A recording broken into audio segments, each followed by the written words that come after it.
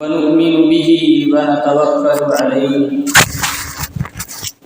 ونعوذ بالله من شرور انفسنا ومن سيئات اعمالنا من يهده الله فلا مضل له ومن يضلل فلا هادي له ونشهد ان لا اله الا الله وحده لا شريك له ونشهد ان سيدنا ومولانا محمدا عبده ورسوله أما بعد فأعوذ بالله من الشيطان الرجيم بسم الله الرحمن الرحيم ألم نجعل له عينين ولسانا وشفتين وهديناه النجدين وقال النبي صلى الله عليه وسلم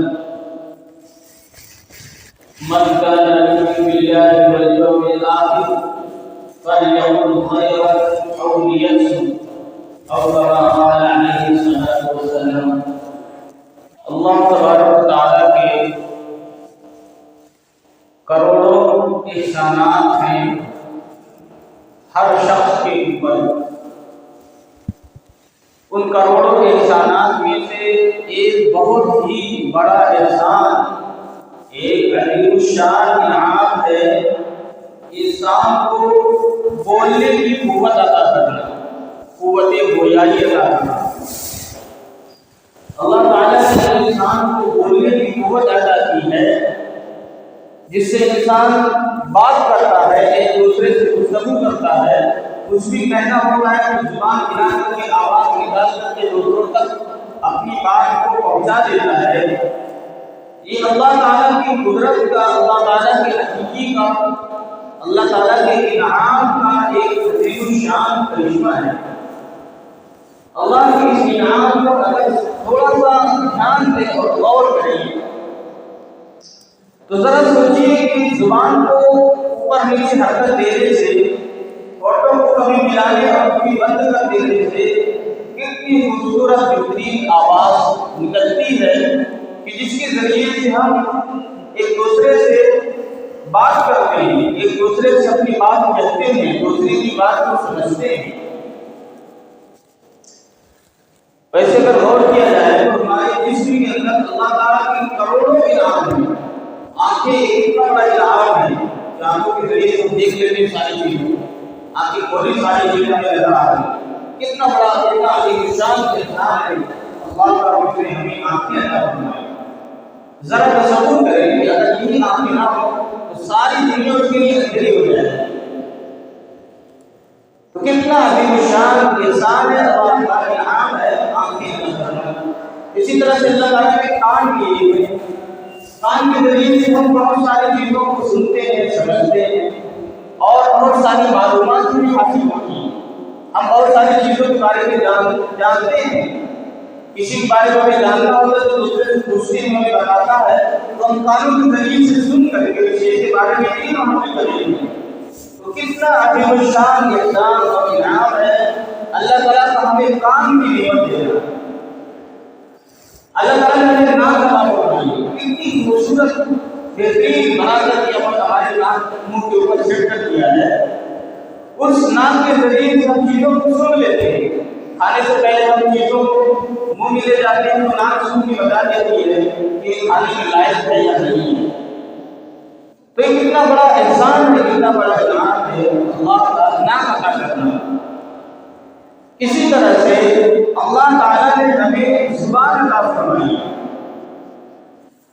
ہمیں منہ دیا ہے، ہمارے منہ کے اندر دانت رکھے ہوئے اور ہمارے منہ کے اندر زبان رکھی اللہ تعالیٰ نے.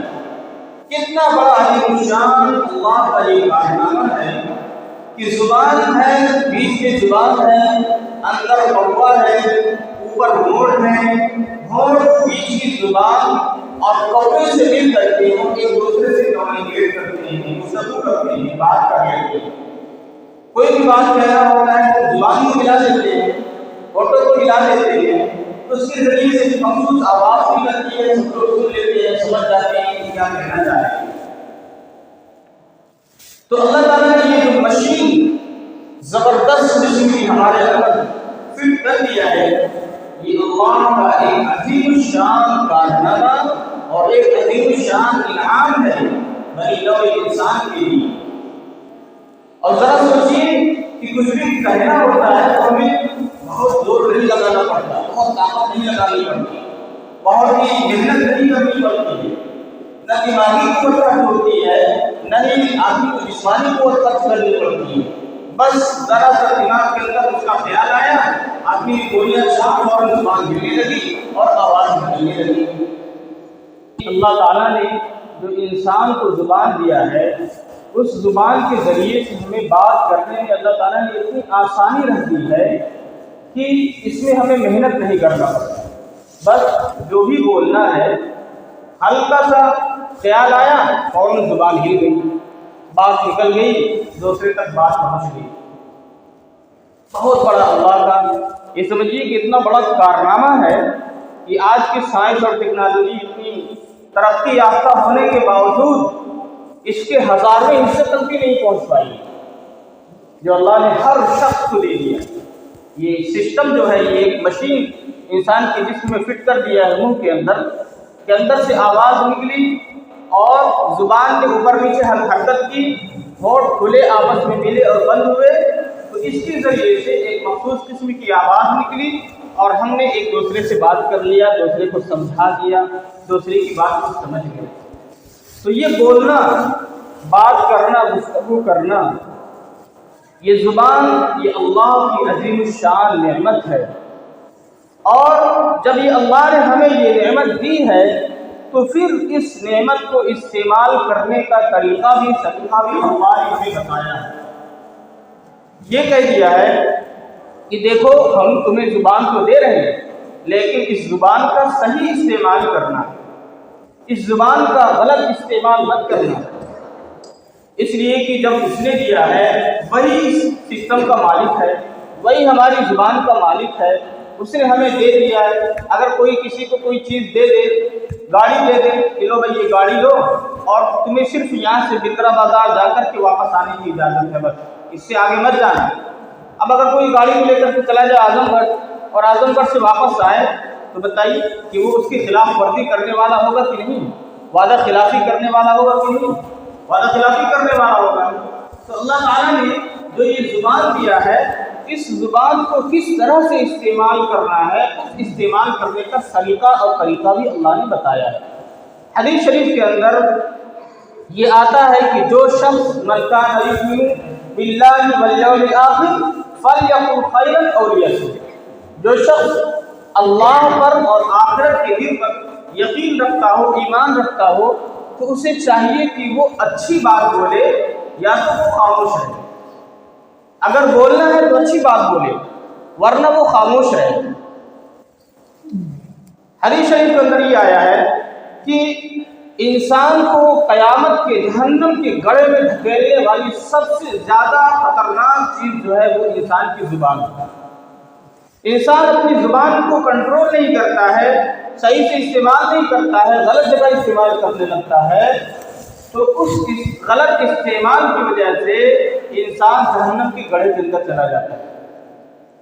حدیث شریف کے اندر یہ الفاظ آئے ہیں، هل يكب الناس على وجوههم في نار جہنم الا حصائد السنتهم، کہ لوگوں کو جہنم کی آگ میں تو صرف ان کی زبان کی کھیتیاں ہی گراتی ہیں۔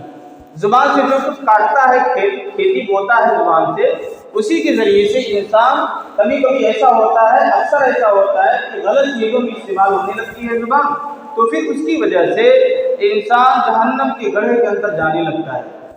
اسی لیے اللہ کے اس انعام کا تقاضا یہ ہے کہ ہم جب بھی اپنی زبان کو کھولنے کے لیے ارادہ کریں تو اس سے پہلے ہمیں یہ سوچ لینا چاہیے کہ ہم جو بولنے جا رہے ہیں وہ بات کہیں ایسی تو نہیں کہ اللہ کو ناراض کرنے والی ہے۔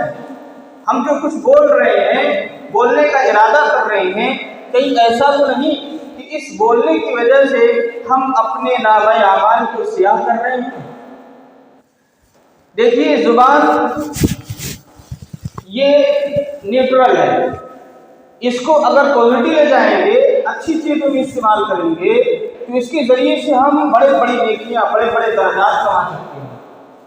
حدیث شریف کے اندر یہ الفاظ آئے ہیں کہ اگر بندہ ایک اچھی بات بولتا ہے، بندہ زبان سے ایک اچھی بات نکالتا ہے، اس کو اس کا خیال بھی نہیں آتا، ایک اچھی بات نکال دیتا ہے، دوسرے کو اچھی بات کی نصیحت کر دیتا ہے، اللہ کا ذکر کر لیتا ہے زبان سے، اللہ کی یاد کر لیتا ہے زبان سے، اللہ کا نام لے لیتا ہے اپنی زبان سے، اس کی طرف اس کا خیال بھی نہیں جاتا ہے، لیکن انہی الفاظ کی وجہ سے اللہ تعالیٰ اس کے درجات کو بہت بلند کر لیتے ہیں۔ اچھی بات نکال دی ہے تو درجات کو بہت بلند کر دیتے ہیں اللہ تعالیٰ۔ اور اسی زبان سے انسان غلط بات نکال دیتا ہے، لا یؤتی لہا بالن، اس کو خیال بھی نہیں گزرتا کہ میں نے غلط بات کہہ دی ہے، لیکن اسی غلط بات کہنے کی وجہ سے یہوی بہا فی النار، جہنم کے اندر وہ کھودے منہ مل جاتا ہے۔ اسی لیے اس زبان کے استعمال کے سلسلے میں ہمیں بہت زیادہ محتاط رہنے کی ضرورت ہے۔ دیکھیے، زبان کا سب سے زیادہ غلط استعمال جو ہوتا ہے وہ ہوتا ہے دوسروں کی غیبت کرنے میں، دوسروں کی برائیاں بیان کرنے میں ہماری زبان کا سب سے زیادہ غلط استعمال ہوتا ہے۔ ہماری مجلسیں ایسی ہوتی ہیں کہ جب بھی ہماری مجلسیں ہوتی ہیں کہ دوسروں کی غیبت جب تک نہ کر لیں تب تک ہمارے پیٹ کا کھانا ہضم نہیں ہوتا ہے، بیٹھتے ہی فوراً دوسروں کی برائیاں، دوسروں کی غیبتیں شروع ہو جاتی ہیں۔ یاد رکھیے کہ غیبت کرنا ایک زبان کا ایک ایسا خطرناک گناہ ہے کہ اس گناہ کی معافی بھی نہیں ہو پاتی ہے۔ آدمی اگر غیبت کر لے اور غیبت کرنے کے بعد رات بھر تہجد کے اندر کھڑا ہو کر کے اللہ سے مانگے کہ اللہ میں نے غیبت کر لیا تو مجھے معاف کر دیجیے، کبھی اللہ تعالیٰ کو معاف نہیں کریں گے۔ کیوں نہیں معاف کریں گے؟ اس لیے کہ غیبت کرنا یہ بندے کا حق ہے، حقوق العباد میں سے۔ جس کی غیبت کیا ہے جب تک جا کر کے اس بندے سے معافی نہیں مانگے گا، اس سے نہیں کہے گا کہ بھئی میں نے تیری غیبت کر دی تھی، گناہ کر لیا تھا، تیری حق تلفی کر لی تھی، لہذا تو مجھے معاف کر دے، وہ معاف کرے تب جا کر کے گناہ معاف ہوگا۔ لیکن ذرا ہمیں سے بتائیے، آپ میں سے کوئی ایسا ہے کہ جو غیبت کرنے کے بعد کبھی بھی پوری زندگی میں جا کر کے اس سے معافی مانگا ہو کہ میں نے تمہاری غیبت کر لی تھی؟ کبھی نہیں کوئی گیا ہوگا معافی مانگنے کے لیے۔ اور جب بندے سے معافی نہیں مانگا تو غیبت کا گناہ کبھی بھی معاف نہیں ہوگا۔ وہ قیامت کے دن جب ہوگا اور انسان اپنی نیکیوں کو دیکھ کر کے خوش ہو رہا ہوگا کہ میری نیکیاں تو پہاڑ جیسی ہیں، تو جن جن لوگوں کی غیبتیں کی ہوں گی وہ لوگ سارے آتے جائیں گے اور ساری اس کی نیکیاں لے کے چلے جاتے رہیں گے، کہیں گے کہ اللہ اس نے میری غیبت کی تھی، لہذا اس غیبت کے بدلے میں اس کی نیکیاں لے کے چلے جاتے ہیں۔ اور جب اس کی ساری نیکیاں ختم ہو جائیں گی تو اپنے گناہ کے اوپر ڈالتے جائیں گے، یہاں تک کہ وہ گناہوں کی طرح دب جائے گا اور اس کے بعد اس کو جہنم کے اندر ڈال دیا جائے گا۔ اسی لیے زبان کا سب سے بڑا گناہ، سب سے بڑا فتنہ ہے دوسروں کی غیبت کرنا، دوسروں کی برائی بیان کرنا۔ یہ تو ایسا ہے جیسے کہ آپ گئے ہیں، آپ کو پیسے کی ضرورت تھی، آپ گئے بینک میں 1 لاکھ روپے لے کر کے آئے، 10 گڈی 1 لاکھ روپے 10 گڈی اپنی بینک کے اندر رکھ کر کے لے کے آ رہے ہیں، راستے میں سے ایک گڈی نکال کر دوسروں کو اڑاتے ہوئے جا رہے ہیں، تو بھی لے لے ایک گڈی، راستے میں کوئی ملا کھلا تو بھی ایک گڈی لے لے، تو بھی ایک گڈی لے لے، گھر تک پہنچتے ایک گڈی بھی اس کے پاس نہیں بچی، ساری گڈیاں اس نے کیا کر دی؟ دوسروں کے حوالے کر دی۔ ایسا ہی ہوتا ہے کہ اگر کوئی نیکی کرتا رہے، دوسروں کی غیبتیں کرتا رہے تو ساری نیکی دوسروں کو دے رہا ہے، اس کی ساری نیکیاں دوسروں کے کھاتے میں چلی جائیں گی۔ اس لیے کہ قیامت کے دن وہ جس کی غیبت کی گئی ہے وہ شخص آ کر کے مطالبہ کرے گا اور آ کر کے اس کی نیکی میں چلے کر کے چلا جائے گا۔ اسی لیے اپنے آپ کو دوسروں کی برائیاں بیان کرنے سے بالکلیہ طور پر روک لینا چاہیے۔ بھائی دوسروں کی برائیاں بیان کرنے سے ہمیں کیا مل جائے گا؟ ہمیں صرف یہ ملے گا کہ ہم دوسرے کی برائیاں بیان کر کے اپنے کھاتے کے اندر گناہ کا اضافہ کر لیتے ہیں، اپنے کھاتے کے اندر، اور ہم صرف نگیٹیوٹی اپنے اندر بڑھا لیتے ہیں، ترقی کرنے کے چانس کو ختم کر کے ہم تنزلی کی طرف جانے لگتے ہیں۔ لہذا اور قرآن کریم کے اندر غیبت کے بارے میں جو زبان کا جو سب سے بڑا فتنہ ہے دوسروں کی برائی بیان کرنا، اس برائی بیان کرنے کو جو قرآن کریم نے جن الفاظ میں بیان کیے ذرا آپ سنیے۔ قرآن کریم میں اللہ تعالیٰ نے ارشاد فرمایا وَلَا يَغْتَبْ بَعْضُكُمْ بَعْضًا أَيُحِبُّ أَحَدُكُمْ أَن يَأْكُلَ لَحْمَ أَخِيهِ مَيْتًا فَكَرِهْتُمُوهُ۔ تم میں سے کوئی ایک دوسرے کی غیبت نہ کرے، ایک دوسرے کی برائی اس کے پیٹھ پیچھے بیان نہ کرے، کیا تم میں سے کوئی یہ چاہتا ہے کہ اپنے مردار بھائی کا گوشت کھائے؟ کوئی اتنا گرا ہوا آدم خور ہو سکتا ہے کہ اپنے مردار بھائی اس کا پڑا ہوا ہے، مر گیا ہے، اس کے گوشت میں سے بدبو بھی اٹھ رہی ہے، اور جا کر کے دانتوں سے اس کے گوشت کو ڈھیر کر کے کھانے کے لیے کوئی تیار ہوگا؟ کوئی نہیں تیار ہوگا۔ یا کوئی ایسا ہے جو تیار ہو جائے؟ کوئی بھی، بھئی کتنا بھی گیا گزرا انسان اس کے لیے تیار نہیں ہوگا۔ تو پھر دوسروں سے اپنی زبان کی، دوسرے کی برائیاں کر کے اپنی زبان کو اس سے کیوں آلودہ کرتے ہیں؟ بہت خطرناک مثال دی گئی ہے۔ اس طرح کی مثال اللہ تعالیٰ نے دوسری جگہ نہیں بیان کی ہے۔ یہ گناہ کبیرہ ہے، بڑے گناہوں میں سے ہے، اور اتنے بڑے گناہوں میں سے ہے کہ ان کی جب تک توبہ نہیں کرے گا، معافی نہیں مانگے گا جس کی غیبت کی ہے، اس وقت تک انسان کی معافی نہیں ہونے والی۔ اسی لیے اپنی زبان کو جب بھی کھولیں، اللہ کی دی ہوئی اس نعمت کو جب بھی استعمال کرنے کا ارادہ کریں، فوراً اس چیز کا خیال کریں کہ کہیں ایسا تو نہیں کہ میری زبان سے دوسروں کی برائی بیان ہو رہی ہو۔ یاد رکھیے، کسی بھی طرح کی آپ دوسروں کی برائی بیان کریں، وہ برائی اس کے اندر موجود ہے، سب کو پتا ہے کہ وہ اتنا برا انسان ہے، اس کے باوجود اگر اس کی غیر موجودگی میں اس کی برائی دوسروں کے سامنے بیان کریں گے، آپس میں ایک دوسرے کو ڈسکس کریں گے، تو وہی غیبت ہو جائے گی اور اس کا گناہ لکھا جائے گا۔ اسی لیے اپنی زبان کو بالکل لیا پکڑ لیں۔ حضرت تھانوی رحمۃ اللہ علیہ نے غیبت سے بچنے کا ایک سب سے مؤثر علاج یہ بتایا کہ اپنی مجلسوں کے اندر دوسروں کا تذکرہ کیا ہی نہ کرو۔ یہ دیکھو کہ تمہاری مجلسیں دوسروں کے تذکرے سے بالکل پاک ہو۔ جب مجلس ہو، 2 آدمی 3 آدمی 4 آدمی بیٹھے آپس میں، تو دوسروں کا تذکرہ نہیں ہونا چاہیے۔ بھائی آپس میں طے کر لیں کہ ہم لوگ بیٹھے ہیں، بس یہ کہ دوسروں کی گفتگو، دوسروں کی بات یہاں پہ نہیں ہوگی، چاہے اچھی ہو چاہے بری۔ اس لیے کہ اچھی بات اگر کریں گے تو شیطان آ کر کے اس میں لیکن نکالے گا، کہ فلاں آدمی تو بہت اچھا ہے، فلاں بہت اچھا کام کیا ہے، یہ لیکن کا کام کیا ہے، یہاں کام کروایا، وہاں کام کروایا، لیکن کے بعد جو آئے گا پھر وہ غیبت شروع ہو جائے گی۔ اسی لیے اپنی مجلسوں کے اندر دوسروں کا تذکرہ آنے ہی نہ دیا جائے۔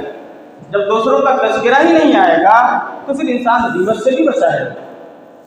اور شیطان تو یہ چاہتا ہی ہے کہ کسی نہ کسی طریقے سے انسان کو غیبت کے اندر مبتلا کر دیا جائے۔ وہ یہ کہلوائے گا کہ بھائی یہ تو ایسی بات ہے، میں چاہوں تو اس کے منہ پہ کہہ دوں۔ بھائی منہ پہ کہہ دینے کے اگر تمہارے اندر ہمت ہے، اس کے باوجود بھی اگر اس کی غیر موجودگی میں کر رہے ہو، تب بھی وہ غیبت ہوگا، تب بھی وہ گناہ کبیرہ ہوگا۔ انسان سمجھتا ہے کہ صرف شراب پی لینا گناہ کبیرہ ہے، سور کھا لینا گناہ کبیرہ، سور کھا لینا، شراب پینا، زنا کرنا جتنا بڑا گناہ کبیرہ ہے، اس سے اتنا ہی بڑا گناہ کبیرہ یہ ہے، اس سے بڑا گناہ کبیرہ یہ ہے کہ انسان دوسروں کی غیبت کرے، دوسروں کی برائیاں بیان کرے۔ حدیث شریف کے اندر یہ فرمایا، الغیبۃ اشد من الزنا، غیبت کرنا، دوسروں کی برائیاں بیان کرنا ان کی غیر موجودگی میں، یہ زنا سے زیادہ سخت ہے، زنا سے زیادہ خطرناک ہے۔ زنا کرنے والا یہ سمجھتا ہے کہ میں گناہ کر رہا ہوں، کل کو جا کر کے وہ توبہ کر لے گا، اس کو ندامت ہو جاتی ہے، لیکن غیبت کرنے والا غیبت کرتا رہتا ہے، دوسروں کی برائیاں اپنی مجلسوں میں بیان کرتا رہتا ہے، لیکن اس کے جوں تک نہیں رہتی ہے، اس کے دل میں ذرہ برابر خیال نہیں آتا ہے کہ وہ کوئی گناہ کا کام کر رہا ہے، اس کے دل میں ذرہ برابر یہ خیال نہیں آتا کہ وہ زنا سے بڑھ کر گناہ کا کام کر رہا ہے، وہ سور کھانے سے بڑھ کر گناہ کا کام کر رہا ہے، وہ شراب پینے سے بڑھ کر گناہ کا کام کر رہا ہے۔ ایک مسلمان کی عزت، ایک مسلمان کا احترام، اس کی آبرو کی حفاظت کرنا دوسرے مسلمان کی ذمہ فرض ہے۔ چاہے اس کی عزت سے آپ کھلواڑ کریں یا اس کے مال کو نقصان پہنچائیں، دونوں چیزیں زیادہ خطرناک ہیں، بلکہ ایک مسلمان کی عزت و آبرو کو برباد کرنا اس کے مال کے برباد کرنے سے زیادہ بڑا ہوا ہے، اور اس میں زیادہ بڑا گناہ ہے۔ اسی لیے آج سے یہ تہیہ کر لیں کہ ہم اپنی مجلسوں کو اللہ کی دی ہوئی اس زبان کی نعمت سے اچھے کاموں میں استعمال کریں گے، اپنی مجلسوں سے اس میں غلط کاموں کو، غلط کاموں سے اپنی مجلسوں کو پاک رکھیں گے، خاص طور سے ہم اپنی مجلسوں کو، اپنی زبان کو دوسروں کی غیبت کرنے، دوسروں کی برائیاں بیان کرنے اور دوسروں کے نقص اور عیوب نکالنے سے اپنے آپ کو پاک و صاف رکھیں گے۔ اللہ تعالیٰ ہم سب کو عمل کی توفیق عطا فرمائے۔ وآخر دعوانا الحمدللہ رب العالمین۔